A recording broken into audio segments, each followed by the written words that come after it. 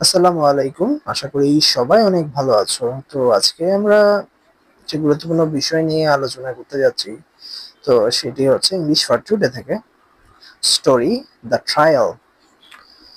তো চলো আমরা শুরু করি। This story teaches us about friendship, mercy and wisdom. তো এই গল্পটা থেকে আমরা যেটা শিক্ষাটা পাবো বা এই গল্পটা আমাদেরকে যা শিক্ষা দেয় সেটি হচ্ছে বন্ধুত্ব, বন্ধুত্ব, ক্ষমা এবং প্রজ্ঞা বা জ্ঞান। ঠিক আছে? তো চলো আমরা দেখি যে আসলে এখান থেকে আমরা কি শিখতে পারি। তো প্রথমে আমরা যেটা দেখতে পাচ্ছি সেটি হচ্ছে দ্য ট্রায়াল বিগিনস, অর্থাৎ বিচার কার্য শুরু হয়েছে বা বিচার কার্য শুরু। তো এখানে আমরা দেখতে পাচ্ছি when Bassanio reached Venice, বাসানিও যখন ভেনিসে পৌঁছেছিল, Antonio was already in the court, ইতিমধ্যে অ্যান্টোনিওকে কোর্টে হাজির করা হয়েছে। The Duke came and the trial started. Duke হচ্ছেন সেই ব্যক্তি যিনি বিচার কার্য পরিচালনা করছেন। তো তিনি চলে এসেছেন এবং বিচার কার্য শুরু হয়েছিল। অ্যান্টোনিওস লাইফ ওয়াজ ইন ডেঞ্জার, তাহলে অ্যান্টোনিওর যে জীবন তা বিপদগ্রস্ত হয়ে পড়েছে বা বিপদাপন্ন হয়ে পড়েছিল। তো পরবর্তীতে আমরা দেখব ডিউক আস্ক ফর মার্সি। এখানে আমরা দেখতে পাচ্ছি বলেছে যে ডিউক আস্ক ফর মার্সি, যিনি বিচার কার্য পরিচালনা করছেন তিনি ক্ষমার জন্য বলেছেন। কাকে বলেছেন আমরা একটু একটু দেখি।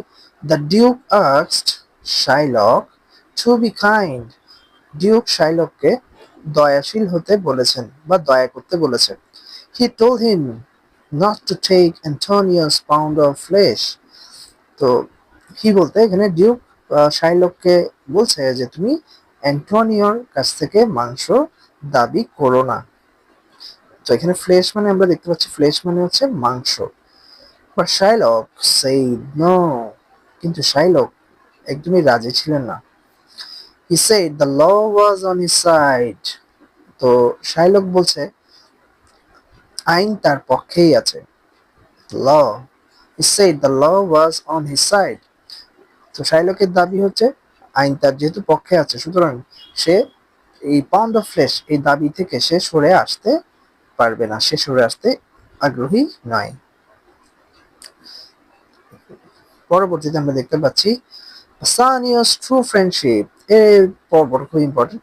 তো আমরা দেখতে পাচ্ছি বাসানিও wanted to save his friend, বাসানিও তার বন্ধুকে সেভ করার জন্য বা রক্ষা করার জন্য চেয়েছিল। হি অফার ডাবল মানি, সে দ্বিগুণ টাকা সে অফার করেছিল কাকে? শাইলককে। অর্থাৎ যেহেতু তার বন্ধু বিপদে পড়েছে, তার বন্ধুকে উদ্ধার করার জন্য সে আরো বেশি দ্বিগুণ টাকা শাইলককে প্রস্তাব করেছিল। He even offered 10 times more money, এমনকি সে তার প্রায় 10 গুণ বেশি টাকা তাকে প্রস্তাব করেছিল। বাট শাইলক রিফিউজড, কিন্তু শাইলক এমন একটা ব্যক্তি, সে কোনোভাবেই রাজি হচ্ছে না, সে এটা প্রত্যাখ্যান করেছে। বাসানিওর যে প্রস্তাব সেটা শাইলক প্রত্যাখ্যান করেছে। হি only wanted his pound of flesh. তো এখানে আমরা দেখতে পাচ্ছি যে শাইলক মানে পাউন্ড অফ ফ্লেশ মানে মাংসের জন্য সে আসলে খুবই উঠে পড়ে লেগেছিল। ঠিক আছে, তাকে কোনো প্রস্তাবেই রাজি করানো সম্ভব হচ্ছিল না। দেন আমরা দেখতে পাচ্ছি এই ইয়াং লয়ার্স কাম, এই ইয়াং লয়ার কামস, একজন ইয়াং যুবক বা যুবতী উভয়ই হতে পারে, লয়ার কেমস। তো একজন ইয়াং আইনজীবী এসেছেন। Young lawyer name Doctor Balthazar, তার নাম হচ্ছে কি Balthazar. Came to the court, সে কোর্টে এসেছে। তো actually he was Portia in disguise. তো ইন্টারেস্টিং ব্যাপার হচ্ছে যে এসেছে সে আসলে হচ্ছে পর্শিয়া, সে ছদ্মবেশে লয়ার লয়ার হিসেবে এসেছে। She came to save Antonio, সে মূলত আসছে অ্যান্টোনিওকে সেভ করার জন্য বা উদ্ধার করার জন্য। Portia talks about mercy. তো পর্শিয়া এসেই মার্সি বা ক্ষমার ব্যাপারে আলোচনা শুরু করলো। Portia said mercy is a great quality. তো পর্শিয়া বলছে ক্ষমা একটি মহৎ গুণ। She said God is kind to those who are kind to others. সে আরো বলল যে সৃষ্টিকর্তা তাদের প্রতি আরো দয়াশীল হয় যারা অন্যের প্রতি দয়াশীল। But Shylock did not listen to her. কিন্তু শাইলক কোনো কথা শুনতেই আসলে রাজি ছিল না। পরবর্তীতে আমরা দেখব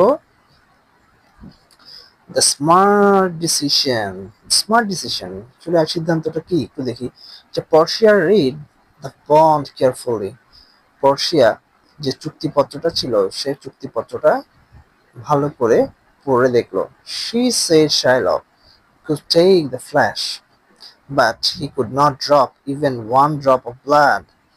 তো ইন্টারেস্টিং এখানে একটা বিষয় হচ্ছে চুক্তিপত্রের মধ্যে লেখা ছিল যে ঠিক আছে সে 1 পাউন্ড মাংস সে নিতে পারে, সমস্যা নেই, কিন্তু সে এই মাংস নিতে গিয়ে সে কোনো অবস্থাতেই রক্ত ফেলতে পারবে না, কোনো অবস্থাতেই সে রক্ত খরচ করতে পারবে না।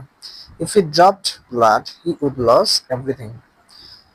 If he dropped blood, he would lose everything. যদি এই মাংস নিতে গিয়ে সে যদি রক্ত ফেলে তাহলে সেক্ষেত্রে সে উল্টো শাস্তির সম্মুখীন হবে, মানে শাইলক শাস্তির সম্মুখীন হবে। সুতরাং সে মাংস নিতে পারবে কিন্তু কোনো অবস্থাতেই ব্লাড নিতে পারবে না।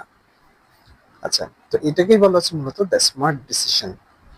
আমরা এখানে দেখতে পাচ্ছি যে পর্শিয়া যথেষ্ট বিজ্ঞ, হ্যাঁ, যথেষ্ট প্রজ্ঞাবান, হ্যাঁ, তার এই স্মার্ট ডিসিশনের কারণে আমরা দেখব যে আসলে কি ঘটতে যাচ্ছে। তো Shylock understood he could not cut flash without blood. তো শাইলক বুঝতে পেরেছে যে কোনো অবস্থাতেই রক্তপাত ছাড়া মাংস কাটার বা মাংস কাটতে পারবে না। So he was defeated.